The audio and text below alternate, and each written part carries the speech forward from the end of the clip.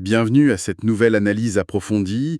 Aujourd'hui, on plonge dans des textes théologiques assez denses, il faut le dire. Ils explorent la figure que les sources appellent la seconde personne divine. Bon, on pense généralement en Jésus-Christ, bien sûr. Et ça tourne autour de sa crucifixion, du plan divin pour la création, et aussi de la question du salut. Alors, nos sources, ce sont des extraits d'un document précis. Le titre, c'est 1-72 Pijomulo Soro, Shigongan et Tongshiko Sangsok Padoshinda Ale, Dokyo. Notre but, c'est d'essayer de démêler les idées clés là-dedans.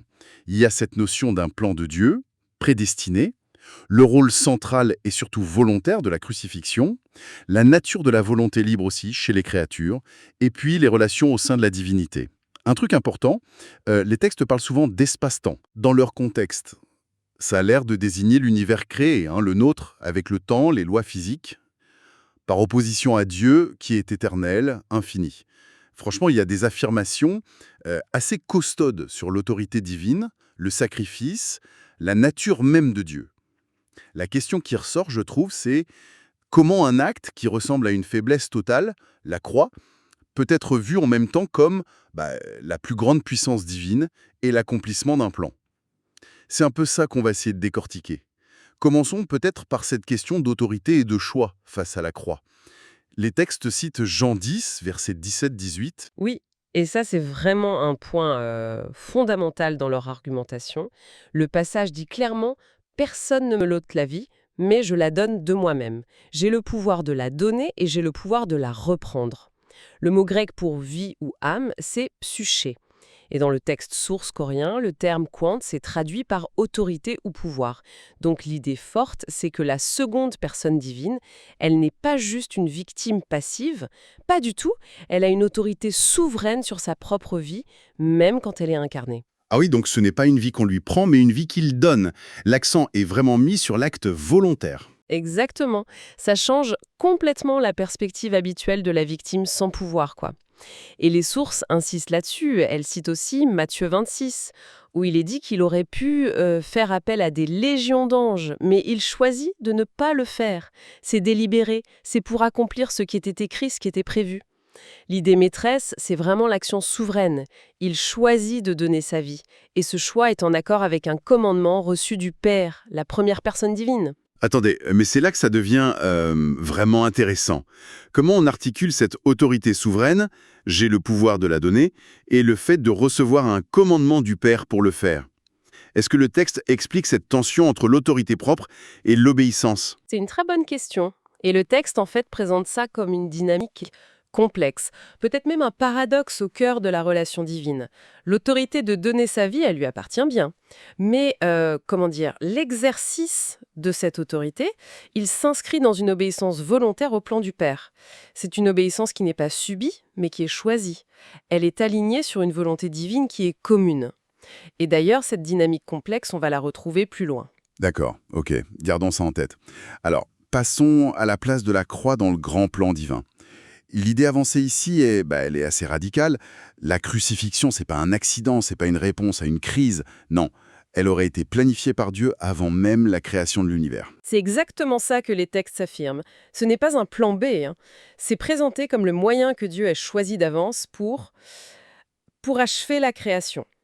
Et selon cette lecture, la raison même de l'incarnation, le fait que la seconde personne devienne humaine, eh bien c'est justement pour rendre possible cette crucifixion. Ce plan serait gravé, en quelque sorte, dans les Écritures divines et il serait immuable. Et quelles seraient les conséquences de cet acte alors, d'après cette vision des choses? Eh bien, par cet acte de sacrifice volontaire, la seconde personne divine hérite de ce que les sources nomment l'espace-temps.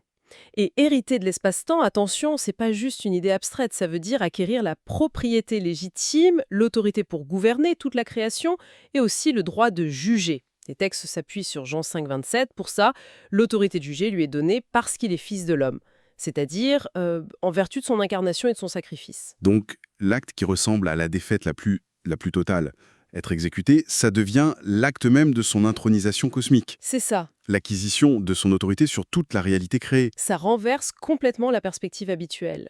Absolument. C'est un renversement qui est central dans l'argumentation de ces textes. Extérieurement, oui, on voit une défaite écrasante. Mais intrinsèquement, c'est le moyen par lequel le péché est jugé, au sein même de la création. Et la résurrection qui suit, ce n'est pas juste un miracle à part. Elle sert de validation ultime. C'est la preuve irréfutable de la vérité des commandements de Dieu et de la légitimité de la seconde personne. C'est cette séquence, crucifixion puis résurrection, qui établit le fondement juste pour le jugement à venir, symbolisé par les temps de feu. Et du coup, les créatures ne pourront pas contester la justice du juge, parce que la vérité aura été prouvée de manière éclatante. D'accord. Ça nous amène assez naturellement à la relation entre la première et la seconde personne divine.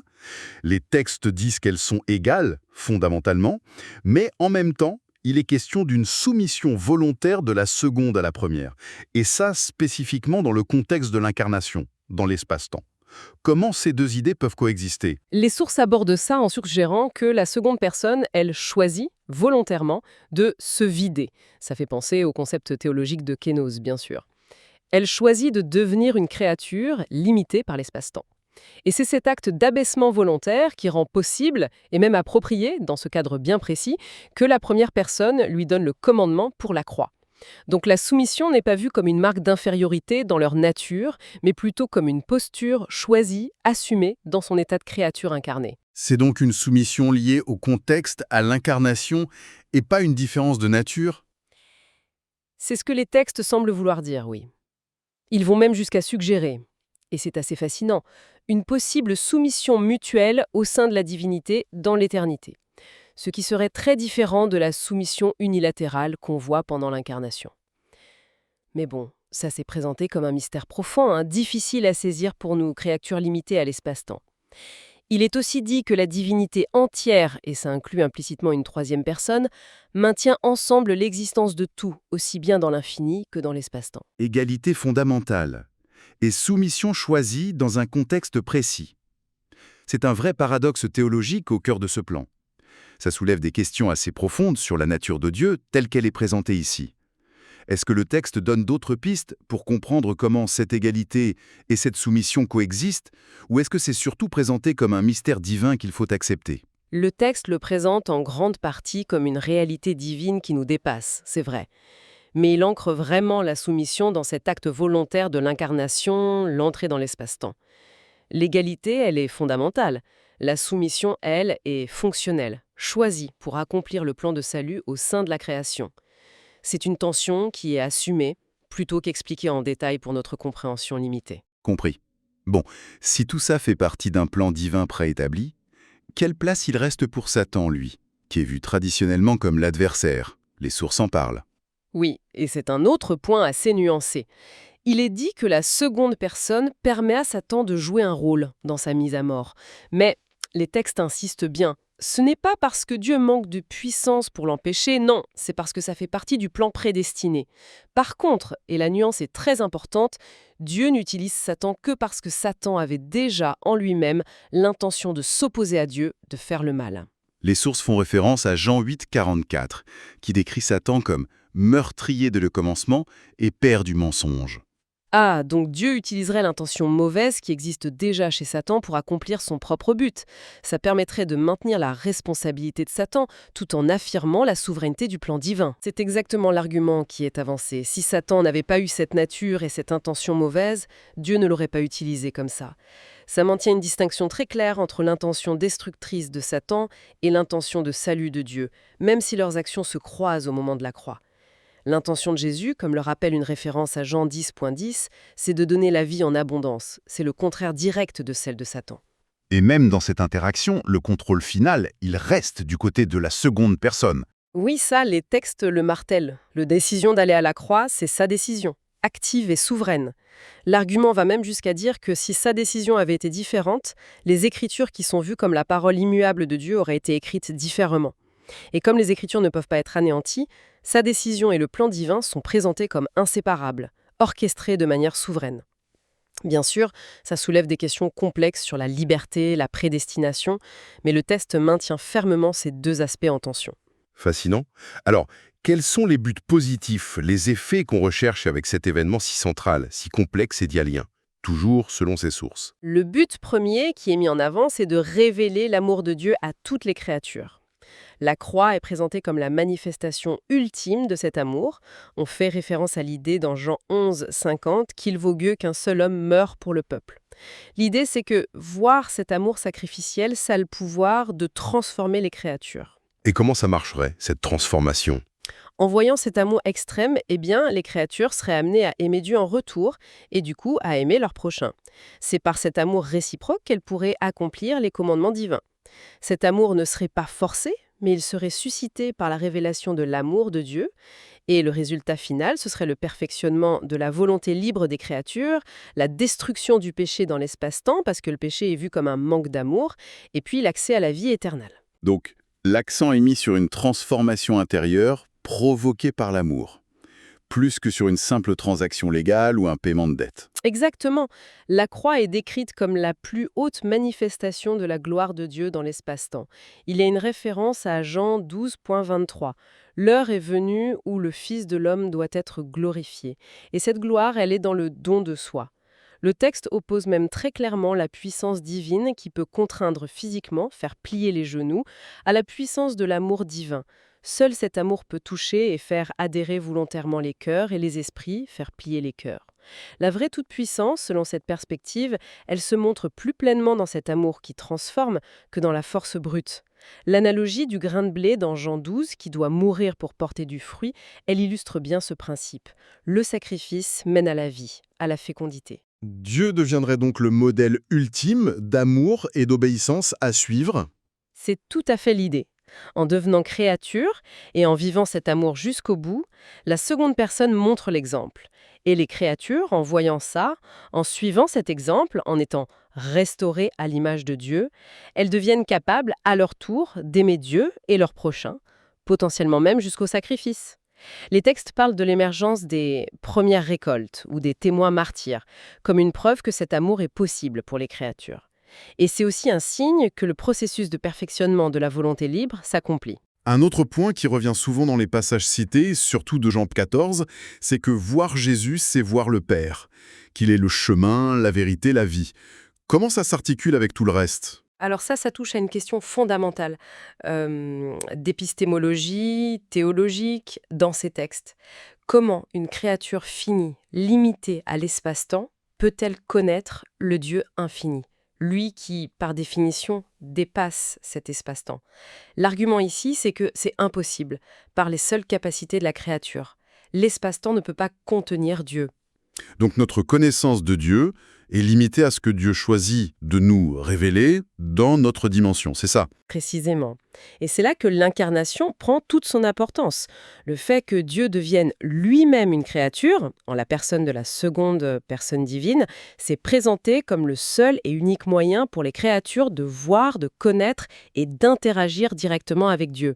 Sans cet acte, Dieu resterait inaccessible, inconnaissable dans sa nature profonde. En gros, l'argument c'est « puisque le fini ne peut pas atteindre l'infini, eh bien c'est l'infini qui doit entrer dans le fini pour se rendre connaissable. » L'incarnation comme le pont indispensable, l'interface unique entre le créateur et la créature. D'accord. Pour finir sur le plan du salut, les textes parlent d'une séparation finale, un tri entre ceux qui aiment Dieu et leurs prochains et les autres. Oui, et ils insistent beaucoup sur l'incapacité fondamentale de la créature à remplir cette condition par elle-même. La structure même de l'existence dans l'espace-temps telle qu'elle est décrite rend l'obéissance parfaite et la vie éternelle impossible sans une connexion vivante, constante avec Dieu. La créature est dépendante, et c'est pourquoi, conclut l'argumentation, Dieu lui-même doit devenir créature pour établir ce lien vital, pour venir à la rencontre de la créature, puisqu'elle ne peut pas monter vers lui, et pour la conduire activement à la vie éternelle. La dépendance pour le salut est totale, en fait. Les idées fortes qui se dégagent de cette exploration. Premièrement, le caractère vraiment volontaire et souverain du sacrifice de la seconde personne divine. Il agit avec autorité, même dans l'obéissance. Deuxièmement, la centralité absolue de la croix. C'est pas un accident, mais l'élément clé d'un plan divin prévu avant la création pour achever cette création. Troisièmement, la croix comme moyen d'hériter l'autorité sur l'espace-temps et de fonder le jugement. Quatrièmement, cette relation complexe au sein de la divinité, égalité fondamentale et soumission choisie, mais dans le contexte précis de l'incarnation. Cinquièmement, la croix vue moins comme un paiement que comme la révélation suprême de l'amour divin. Un amour qui vise à transformer les cœurs, plus puissant que la force seule. Et enfin, l'incarnation comme pont absolument nécessaire pour que nous, créatures finies, puissions connaître Dieu et recevoir la vie éternelle par connexion avec lui. Oui, et ce qui frappe vraiment, c'est cette insistance répétée sur l'amour comme étant l'outil divin par excellence, en quelque sorte. L'amour qui se manifeste sur la croix, il est présenté comme plus efficace, plus conforme au but ultime de Dieu, qui est d'amener les créatures à choisir librement l'amour et la vie, que ne serait une simple démonstration de puissance brute. C'est l'amour qui perfectionne la volonté libre, d'après cette perspective. Et ça nous laisse peut-être avec une question pour continuer à réfléchir. Si ces textes insistent tellement sur le fait que Dieu choisit de devenir une créature, d'expérimenter cette condition pour modeler l'amour parfait et ouvrir la voie au salut, qu'est-ce que ça pourrait suggérer sur la valeur que Dieu lui-même accorderait à l'ordre créé, à l'expérience même d'être une créature, au-delà de son rôle fonctionnel dans le plan de salut?